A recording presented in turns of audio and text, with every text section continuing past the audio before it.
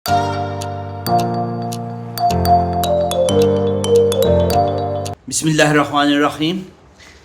नाज़रीन, जो छोटे बच्चे हैं, नौज़ायदा बच्चे, बाज़ औक़ात उनके साथ ये मिसहैप हो जाता है कि जब उनकी डिलीवरी होती है, उनकी मदर की डेथ हो जाती है, या फिर बाज़ औक़ात कुछ बच्चे लावारिस होते हैं, या एक तीसरा प्रॉब्लम ये हो जाता है, बाज़ माँओं का माएँ पेशेंट होती हैं, वो अपने बच्चों को दूध नहीं पिला सकती या दूध जनरेट नहीं होता, या इस किस्म की कॉम्प्लिकेशंस होती हैं जिसकी वजह से बच्चे दूध से डिप्राइव रहते हैं। तो पूरी दुनिया में इस किस्म के बच्चों के लिए, इस प्रॉब्लम को टैकल करने के लिए हुकूमतों ने और NGOs ने milk bank, human milk bank setup किए हैं, जहाँ से इस किस्म के बच्चों को दूध पिलाया जाता है। तो पाकिस्तान के अंदर भी ये प्रॉब्लम बड़ा शदीद है इस किस्म का, बहुत सारे बच्चे लावारिस।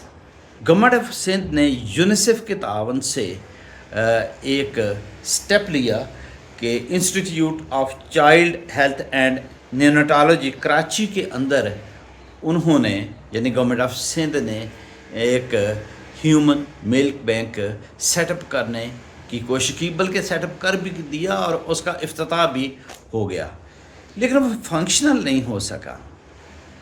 एक बात बताता जाऊँ कि ये बैंक कायम करने से पहले गवर्नमेंट ऑफ सिंध ने और हॉस्पिटल ने जामिया दारुल उलूम से, जो एक बहुत बड़ा दीनी मदरसा है कराची के अंदर, उससे फतवा भी लिया था क्या ये शरअन लीगल है या इलीगल है, और उन्होंने एक फतवा दिया कि अंडर सर्टन कंडीशंस इस किस्म का मिल्क बैंक कायम करना जायज़ है।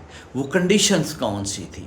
उन कंडीशन में ये था कि जो डोनर मदर है उसका प्रॉपर रिकॉर्ड मौजूद होना चाहिए, जो रिसिपिएंट बच्चा है, यानी जिस बच्चे को दूध मुहैया किया जाएगा, उस बच्चे का बायोडाटा होना चाहिए, मदर जो है उसको हेल्दी होना चाहिए, उसकी स्क्रीनिंग होनी चाहिए, वगैरह वगैरह, इस किस्म के टेस्ट्स, इस किस्म की प्रिकॉशंस होनी चाहिए। ये उन्होंने कहा फिर जायज़ है।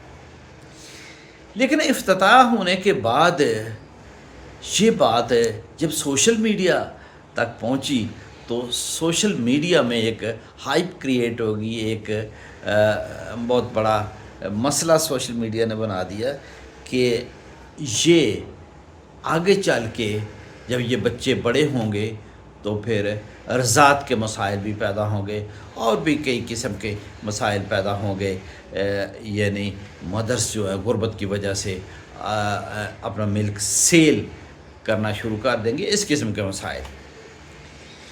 तो जब सोशल मीडिया पे एक हाइप क्रिएट हुई, तो फिर दारुल उलूम कराची जो है उसने अपना ही दिया हुआ फतवा उसको विदड्रा कर लिया, बल्कि उसने कहा कि हमने नज़रसानी की है अपने फतवे पे, अब हम वापस लेते हैं, क्योंकि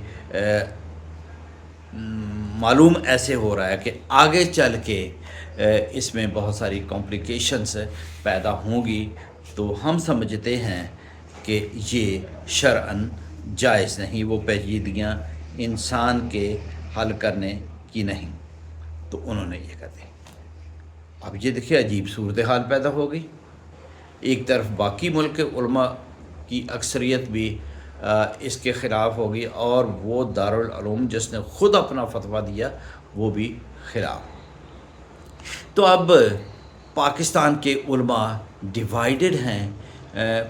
कुछ उलमा, जिनकी तादाद थोड़ी है वैसे, वो इसके हक़ में हैं कि ये शरन कोई कबाहत नहीं, जिनमें एक प्रोफेसर गामदी भी शामिल हैं। वो भी कहते हैं जायज़ है, लेकिन स्ट्रिक्ट रिकॉर्ड कीपिंग होनी चाहिए डोनर मदर की और रिसिपिएंट बच्चे की। लेकिन ज़्यादातर उलमा इसको फेवर नहीं कर रहे। अब गवर्नमेंट ऑफ सिंध ने, जिसने ایک انفراسٹرکچر بھی ڈیولپ کر دیا تھا اس بینک کے لیے.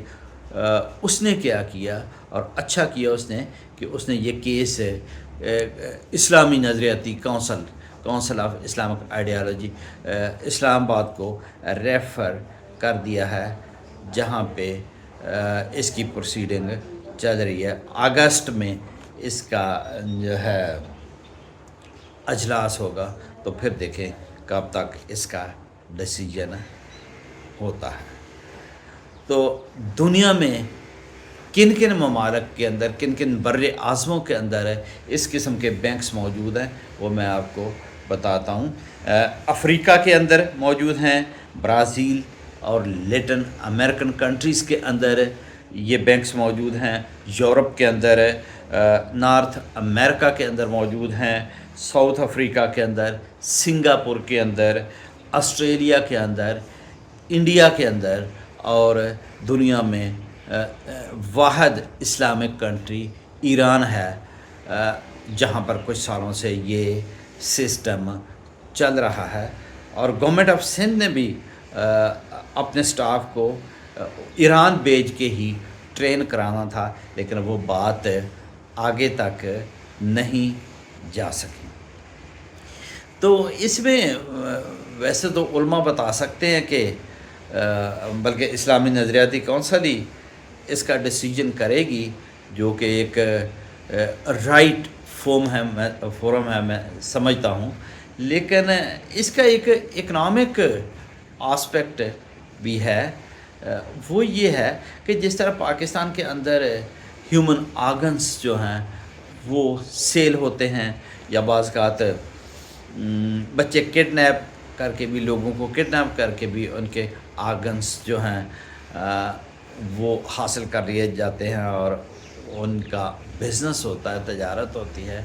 اس طرح یہ کافی اندیشہ اس سسٹم کا بھی ہے کہ یہاں کہ یہ ہیومن ملک کہیں اس کی سیل نہ شروع ہو جائے، اور پھر جن ماؤں کے اپنے بچے ہیں تو وہ اپنے بچے جن کا زیادہ رائٹ ہے ماں کے دودھ کا، کہیں وہ مائیں غربت کی وجہ سے اپنا دودھ سیل کریں اور اپنے بچوں کو دودھ پلانا چھوڑ دیں، تو وہاں پھر ایک مسئلہ تو حل ہو جائے گا کسی حد تک.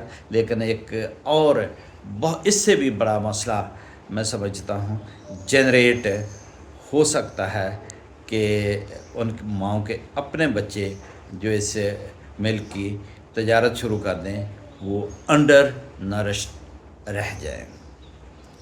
تو اگر یہ ویڈیو پسند آئے تو چینل کو سبسکرائب کرنا نہ بھولیے گا، اور ویڈیو کو لائک اور شیئر کریں. Thank you very much. اللہ حافظ.